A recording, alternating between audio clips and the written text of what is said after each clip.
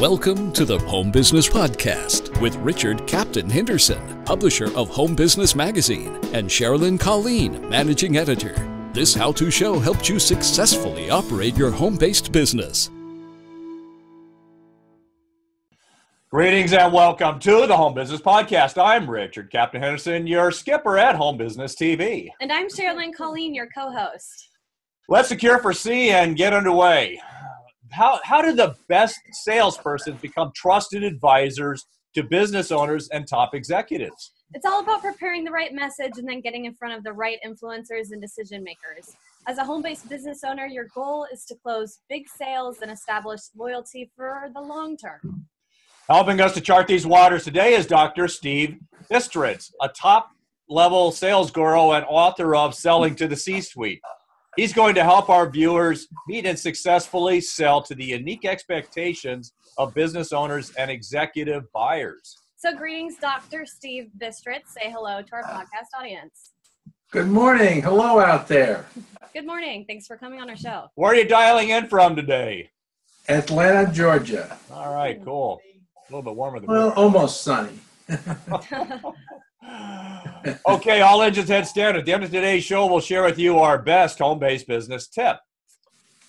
Today's tip, what is the most neglected way that business owners can use social media? One that can greatly increase your online revenue. Stay tuned and we'll give you the answer at the end of today's show. So, Steve, the key segment we're focusing on today is selling to the top-level executives and business owners. Let's learn more about them. What are some common misconceptions about these C-level executives, and how can they create problems for those who sell to them? Well, the first thing about C-level executives is they do want to meet with salespeople. So you need to understand that. Secondly, you need to make sure you get to the right executive, what I call the relevant executive for the sales opportunity, for the product or service that you're selling. You need to make sure that you're getting to the right executive. You don't always need to get to the top, but finding that relevant executive is so important. And in my book, Selling to the C-Suite, I define that relevant executive as the executive who stands to gain the most or lose the most as a result of the outcome of the project or application that's associated with your sales opportunity. So you need to find that relevant executive in that organization and then find the best way to get to them. So that's kind of fascinating. So you're saying you're a home business owner, you're doing a business-to-business sale, and you're trying to target. Okay, there's several key executives in this business I'm going to target with my product. You're saying to look for the executive that has the most to lose or gain with the value that you can bring with whatever you're selling. Exactly. You need to find that executive whose neck is on the line for the outcome of the project or application that's associated with your sales opportunity. So in effect, you have to sit on the other side of the desk and view your opportunity from the customer's perspective. And that's the best approach to look at that. Yeah, that brings back some memories on, in the military. They taught, okay, get in the mind of your enemy, which is kind of, sort of what you're doing. It's not your enemy, but it's the person you're trying to, to sell to. You've got to get into them and see things from their perspective. And then that can give you some, some critical analysis about what, how they would perceive your product or service. Right. And then you want to be sure that before you meet with that executive, you've done some of your homework. You need to understand a little bit about their industry, about their company, and about the executive you're meeting with, himself or herself. So you need to do the research and go onto the internet and find some information about that person, that company, that industry, so that you can make an effective call with that executive. So, I think we'll talk a little bit more about this in the show, but have you found LinkedIn to be a pretty good way to learn about that executive you need to talk to? Absolutely. You need to do a LinkedIn lookup on that executive and look at the executive's profile. Find out who they are connected to. Find out where they have worked before. Do you know people in any of the organizations where they have worked or in the organization they're in today?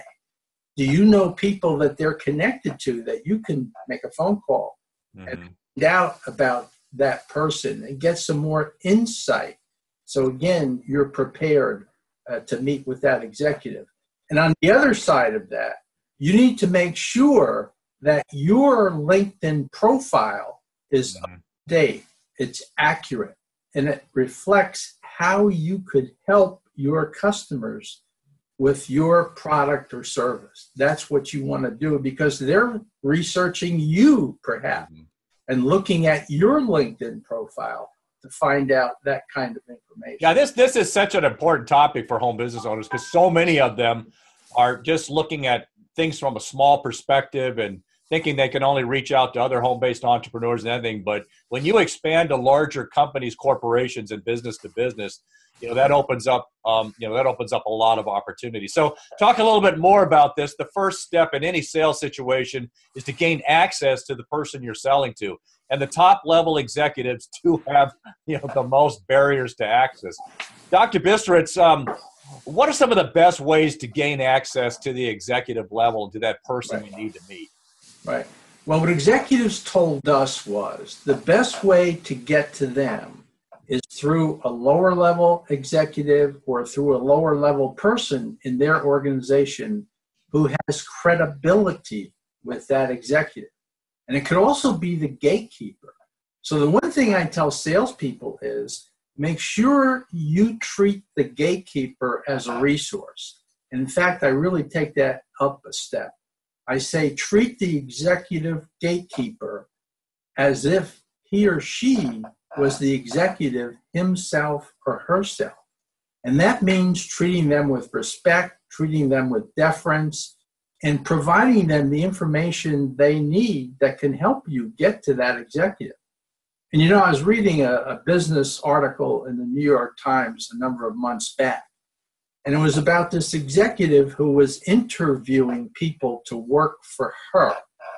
And what she said was after each interview she conducted, she always went out to the secretary or the receptionist and she asked them, how did that person treat you? Be careful when you're making those face-to-face calls on executives that you treat everybody that you meet in that organization, no matter how low level you perceive them to be, with the respect and the deference that you would give to that executive. You're always being watched. Exactly.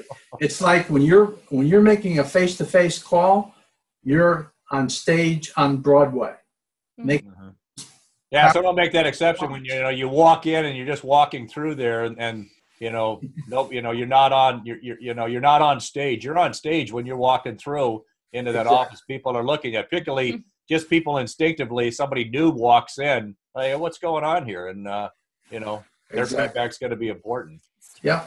And another thing, in meeting with high-level executives, we did some research with CXO level executives where we asked them about their relationships with professional salespeople.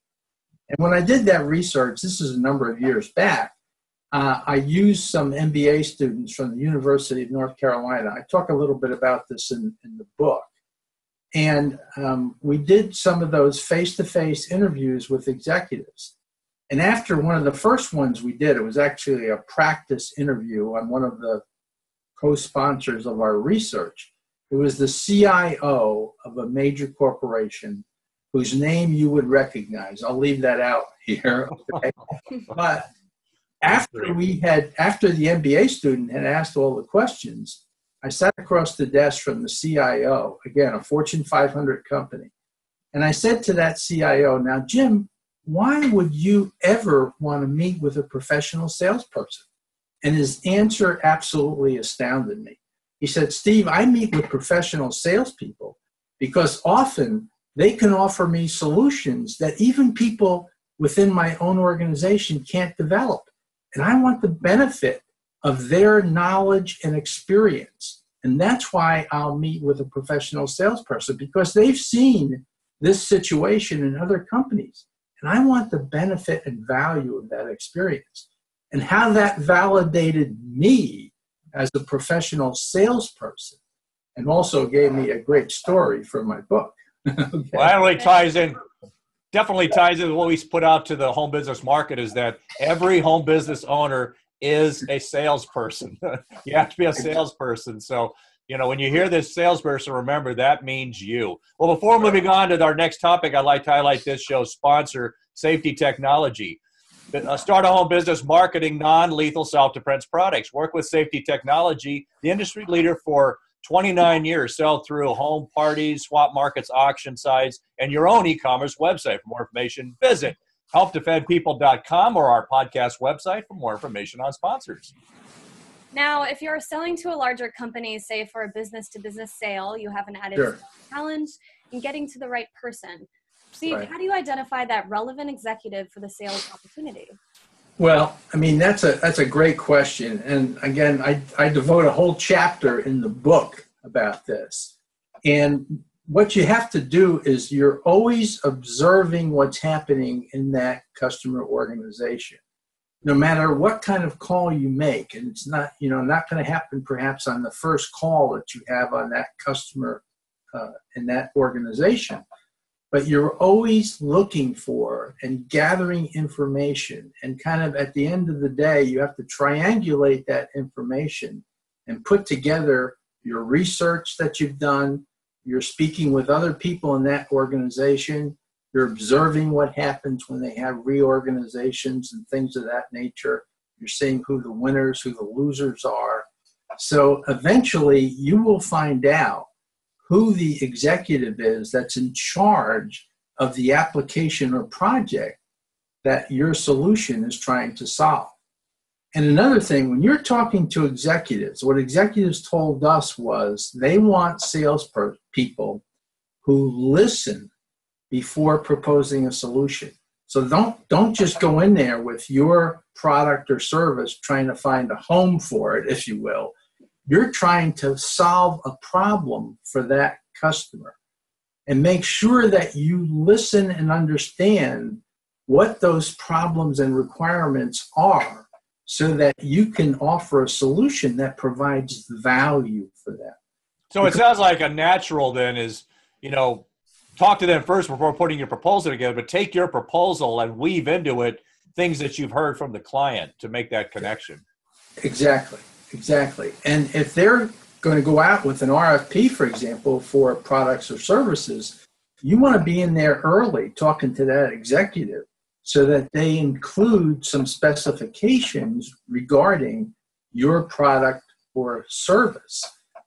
If you do that, you have a much better chance of winning the deal. But again, listen before proposing a solution. And always remember, executives buy not when they understand, but when they feel they are understood. And again, that comes with listening so that you can make informed advice, you can deliver informed advice to that executive with your solution. I like that. So always remember in any sales situation to be that it's in a matter of understanding what it is you're selling. And that's the key point they've got to get through to make that buyer decision. But understanding, more importantly, what the client needs and what their requirements are so that you can fit your solution into that organization. You need to make sure that your solution delivers value to them. And that's when you can go ahead and propose your solution. I like to bring up one topic you talk about a little bit here, digital natives. What is referred to as digital natives. What is the impact of digital natives? Well, let's talk a little about what are those and reaching the boardroom of decision makers. Yeah, well, that goes back to, using social media, for example. Are you getting out there and using Twitter? Are you using LinkedIn? Okay. Mm-hmm. Again, LinkedIn is so important. I can't emphasize that enough, because what we found was even senior executives, C-level executives, 63% in a recent survey of C-level executives said they were accessing LinkedIn before meeting with salespeople. Now think about that. Yeah. If you don't have a presence on LinkedIn, if you're not using LinkedIn and other sources of social media, Facebook, for example, your company ought to have a presence and a site on Facebook, so that, again, because customers are checking you out, they're using social media much more today, even senior executives. Now, I wouldn't have thought that. I would have thought, lower level people in the organization, of course, are using social media. But even senior executives today said they're using social media. They're looking for somebody's presence out there. They're looking for your company. They've checked out your competitors. So you have to have a presence. You have to be able at some point to provide differentiation to that customer as to why they should select you. That clears it up for me. So digital natives, you're talking about the ways you can gain access with social media. And I'd like to hit one point. Most small business owners are pretty good with Twitter and Facebook and even Instagram, but I think a lot neglect LinkedIn, and that, maybe it's kind of tough to have an actual LinkedIn profile for your company, but you as the owner should have that LinkedIn profile and then make the connection with your company through your personal profile. And that's what top decision makers are going to first. Right.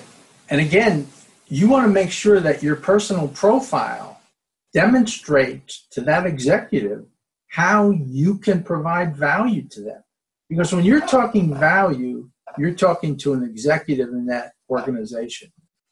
And when you're competing against competitors, different competitors, your competition might not be the traditional competitor you're thinking about, but executives are looking perhaps at other sources of funds and other sources of opportunities, and they're looking at where they could get the best return on their investment. So if you've got a product or a service that you're trying to sell to an organization, again, you've got to look beyond the traditional competitors and make sure that you're delivering value to the executive.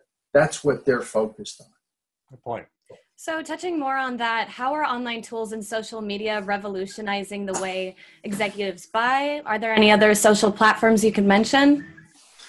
No, I think, the ones we've mentioned here, LinkedIn, Twitter, Instagram, Facebook, those are the ones that executives are using and accessing, some more than others. But I go back to LinkedIn so many times, particularly in the business environment. And I don't know how many, right now, I think there are 500 million users of LinkedIn. It's staggering. It's a lot. Yeah, it is. And I was within the first 1 million users, okay? That's how long I've been using it. I was one of the early adopters of LinkedIn because I saw the benefit and value of it. And it continues to be of value today. So I think a tip there with using LinkedIn is, that executive is only going to have so much time to kind of scan the first part of it. Make sure that you're closing in the first part of your LinkedIn profile. So when they see, the general information about you and your company, they get the information they need. Right. And again, focus on how you can provide value to your customers, the traditional customer that you'd be focusing on. Make sure that's in that top level of that profile. Oh, great. Well, getting this access and making the sale is only the first phase of building a long-term relationship. Steve, how can home-based salespersons establish and maintain trust and credibility at this critical executive level? Right. Well, what executives are looking for in terms of credibility, they're looking at, number one, your capability, what you can deliver for them and to them. But second, they're looking at your level of integrity. Can they trust you? Okay. And if you provide both capability and integrity, you start to operate in what I call the client value zone. Okay. And this is where you can become perceived as that trusted advisor. And more importantly, if you develop a trusted advisor relationship with that executive or with those executives that you're working with, they'll often help you and find other opportunities for you. So the relationship can become collaborative. But the only way you can develop that collaborative relationship is to become that trusted advisor. Get that referral, get that valued referral. Exactly. And you're not going to accomplish this in the first call or maybe even the second or third call. It's going to take some time to become perceived as that trusted advisor. So you as a salesperson have to look at where you're going to make that investment of your valuable time. Because that's all salespeople have, is time. So they've got to maximize and optimize the use of their time as they're interfacing with different customers. And some customer executives don't want a trusted advisor relationship. You'll find that out pretty quickly. Perhaps you don't want to spend a lot of time there. But you can only develop that relationship with continued access where you're providing both integrity and capability. That yields credibility with client executives. Great. Dr. Steve Bistritz, this has been a great discussion on selling to the top level. Do you have any final points to share with our audience? No, I think the last thing I would say is you always want to be credible with executives. You don't want to waste their time. You don't want to patronize them. Ask them questions whose answers you could have determined from another source. That could be a lower level executive. That could be somebody else in the organization. It could be from the internet. You don't want to worry about those kind of questions. You don't want to ask those questions of executives. And again, they don't expect to educate you. They expect you to be knowledgeable about what's important to them. So I talked about those 3 levels of learning: industry, company, executive.